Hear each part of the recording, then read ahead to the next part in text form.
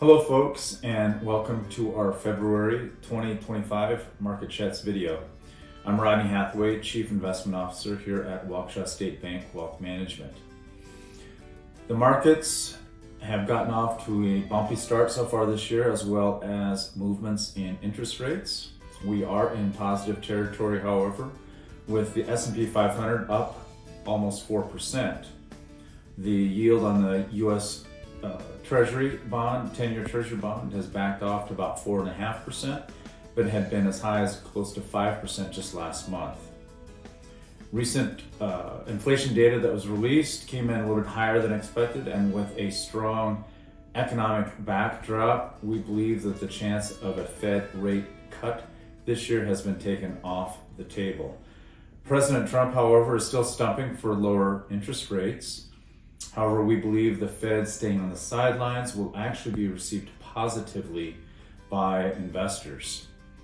With a uptick in economic activity, we believe there's no reason for the Fed to risk cutting interest rates and having inflation resurge later this year. If you recall, last month we outlined 4 investment themes, starting with the trend in inflation and interest rates. We'd like to delve into this in more detail. To start off, however, we'd like to clarify what has been the main cause of inflation over the past few years. Money supply, as measured by M1 and M2 as defined by economists, exploded during the COVID pandemic. M1, which measures the amount of monies held in savings and checking accounts, and M2 are those monies that are held in CDs and money markets. If you look at the chart, you will see both M1 and M2 gain significantly starting in 2020. President Trump and later President Biden both signed COVID pandemic emergency bills that injected over $6 trillion into the US economy. Now, had consumers just let that cash accumulate in their bank accounts and not spent it, we probably wouldn't have had as pronounced of an inflation situation.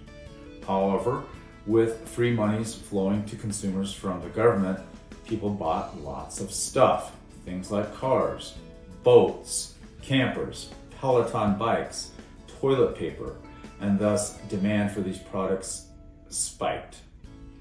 If you recall back in 2021 when Fed Chairman Powell was telling us that inflation was transitory, well, he was wrong. In fact, this delayed his action. The problem with injecting money supply into the economy is once it's in the economy, it's virtually impossible to take back out. The Fed tried to combat inflation by raising interest rates. However, all this did was compound the affordability problem for many Americans. For example, higher interest rates meant more expensive mortgages, thus making home buying virtually impossible for a large number of Americans. Last fall, the Fed actually started to cut interest rates on concerns that the economy was nearing a recession. In fact, if you look back over the last couple of years, several companies went through an earnings recession.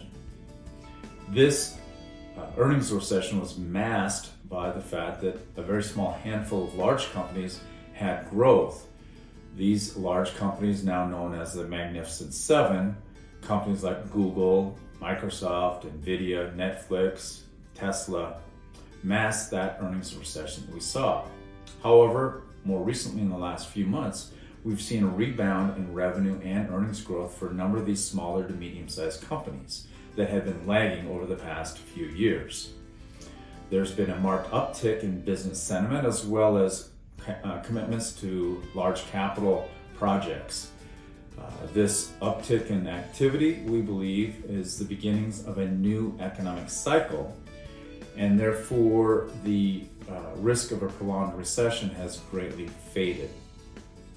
With an uptick in the economy, we believe that interest rates will remain elevated for the foreseeable future, and inflation will also remain above that 2% target that the Fed has. There is a positive upside, however, with higher interest rates, especially for those investors that have bonds and fixed income in their portfolios. The rate of interest being paid on bonds today is the highest we've seen in over 20 years. In fact, the risk to reward ratio for bonds relative to stocks is also the best we've seen in several years. This is a topic we would love to have a more deep discussion with you on. Again, thank you for tuning into our video chat this month, and please check in with us next month when we'll discuss in detail federal deficit spending. Thanks.